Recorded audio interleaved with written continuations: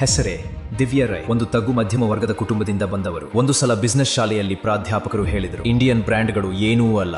ಆ ಮಾತು ಅವರೊಳಗೆ ಬೆಂಕಿಯಾಗಿ ಹೊತ್ತಿಕೊಂಡಿತು.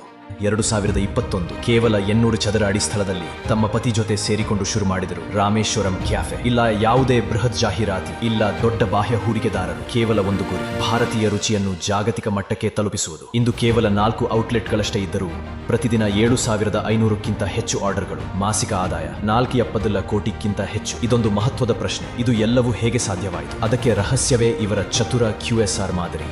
ವೇಗದ ಸೇವೆ, ರೆಸ್ಟೋರೆಂಟ್ ಶೈಲಿ, ಸಣ್ಣ ಅಡುಗೆ ಮನೆ, ಸೀಮಿತ ಮೆನು, ವೇಗದ ಸೇವೆ, ಕಡಿಮೆ ಬಾಡಿಗೆ, ಕಡಿಮೆ ಹರಾದ ಆಹಾರ ಮತ್ತು ಹೆಚ್ಚು ವ್ಯವಹಾರ. ಇದರಲ್ಲಿ ವಿಶೇಷವೇನೆಂದರೆ ಪ್ರತಿದಿನ 8,000ಕ್ಕಿಂತ ಹೆಚ್ಚು ಜನರು ಈ ಚಿಕ್ಕ ಔಟ್ಲೆಟ್ಗಳಲ್ಲೇ ಊಟ ಮಾಡುತ್ತಾರೆ. ಜಾಹೀರಾತಿಗೆ ಖರ್ಚು ಬೇರೆಲ್ಲ ಅಂಗಡಿ ಹಾಕುವಷ್ಟೂ ಇಲ್ಲ. ಸಂಪೂರ್ಣ ಜನಪ್ರಿಯತೆ ಮಾತು ಮುಖಾಂತರ ಮತ್ತು ಕೆಲವೇ ಸಾಮಾಜಿಕ ಮಾಧ್ಯಮ ಪ್ರಭಾವಿಗಳ ಮೂಲಕ. ಏಕೆಂದರೆ ಹೃದಯದಿಂದ ಮಾಡಿದ ಊಟ ತಾನೇ ಜನರ ಹೃದಯದವರೆಗೆ ತಲುಪುತ್ತದೆ. ಇಷ್ಟು ವೇಗದ ಬೆಳವಣಿಗೆ ಯಾವುದೇ ಬಾಹ್ಯ ಹೂಡಿಕೆ ಇಲ್ಲದೆ ಕೇವಲ 3 ವರ್ಷಗಳಲ್ಲಿ ವಾರ್ಷಿಕ 50 ಕೋಟಿ ಆದಾಯ.